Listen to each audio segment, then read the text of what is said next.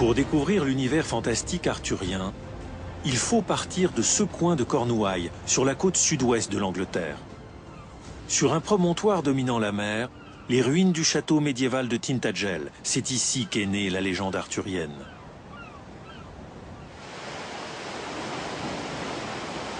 Au pied de la falaise, une grotte baignée de deux côtés par la mer. Des millénaires durant, les flots se sont frayés un chemin dans la roche. L'accès à la grotte, royaume souterrain des esprits et de la magie occulte, n'est possible qu'à marée basse.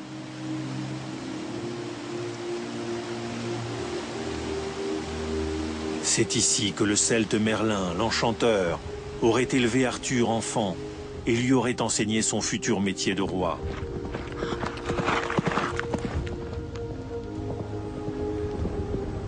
Prophète et magicien doté de grands pouvoirs, Merlin a prédit la venue du roi Arthur. Stonehenge, temple monumental venu de la nuit des temps. La légende veut que ce cercle mégalithique ait été érigé en Irlande par des géants et que Merlin en ait transporté les pierres, comme par magie, jusqu'en Angleterre. Avec la prophétie arthurienne, Merlin ouvre une porte vers le paradis terrestre, un monde de prouesses et de valeureux chevaliers qui est condamné à disparaître un jour, mais restera à jamais un modèle.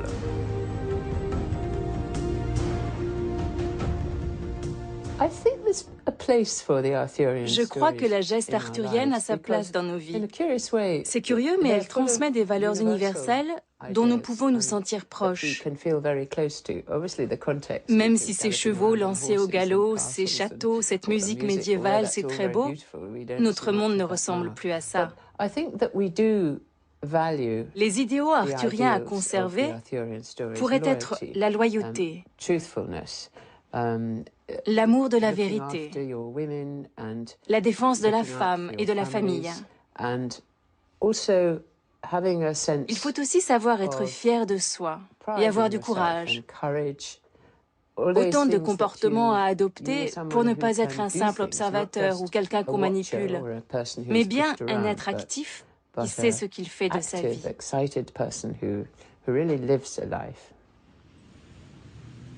La célèbre université d'Oxford. Ensemble historique harmonieux avec les innombrables pignons et clochers de ses collèges séculaires.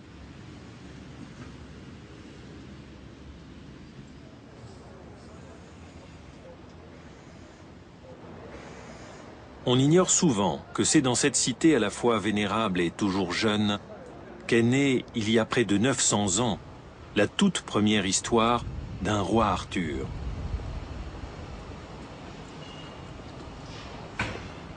Sur sa terre natale, Christina Hardiment redécouvre celui qui inventa Arthur au Moyen-Âge. Dans un lieu oublié du monde, à la périphérie d'Oxford, sur le site d'un ancien chantier naval au bord de la Tamise.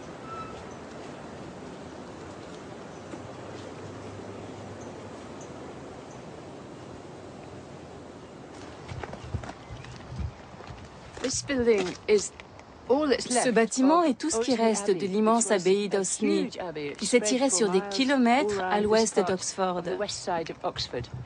C'est là qu'a vécu durant quelques décennies Geoffrey de Monmouth, l'homme qui a introduit pour la première fois une intéressante vie du roi Arthur dans l'histoire anglaise.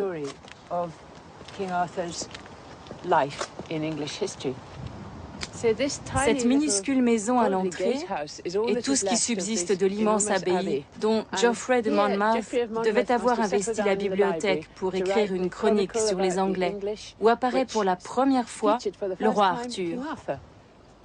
On pourrait donc dire que le roi Arthur a été inventé ici.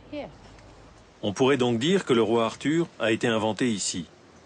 Incroyable, c'est là qu'est né, même si ce n'est que sur le papier, le plus grand roi de tous les temps. Si l'abbaye est en ruine, le manuscrit de Geoffrey est intact. 100 km plus à l'est, toujours sur la Tamise, Londres.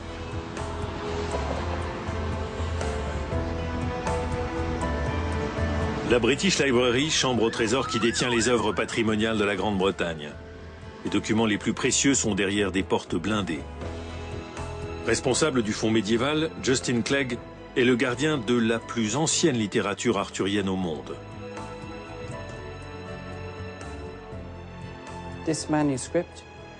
Ce manuscrit de la seconde moitié du XIIe siècle est une édition de l'Historia Regum Britanniae de Geoffrey von Monmouth. On remarque la myriade d'annotations faites par les moines auxquels le livre était destiné. Il inclut l'histoire du roi Arthur dans une version alors fort populaire. L'auteur y raconte l'histoire du roi Arthur et des chevaliers de la table ronde dans une version qu'il a su rendre très populaire. Parce qu'il fut largement diffusé tant en Grande-Bretagne que sur le continent, ce manuscrit est ainsi devenu l'ouvrage de référence sur la vie du roi Arthur et de ses proches chevaliers. Dans son histoire, Geoffrey imagine certains thèmes qui seront repris ensuite par d'autres écrivains. Il est le premier à donner corps au personnage de Merlin.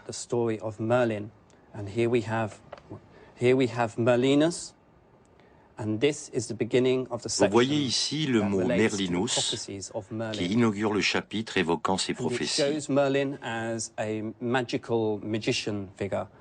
Merlin est présenté comme un enchanteur capable de faire des miracles grâce à des pouvoirs magiques.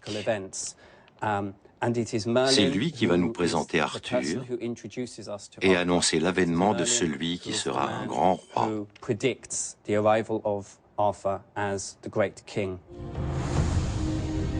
Pur produit de l'imagination que ce